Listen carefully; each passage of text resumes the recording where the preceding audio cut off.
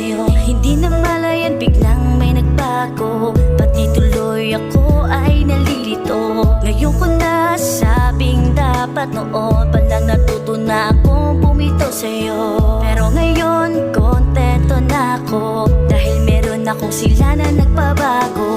At masasabi kong okay na ako, at sila ang kalakasan ko. Nagkaroon ako na pag-asa, dahil mga anak ko ang kasama ko.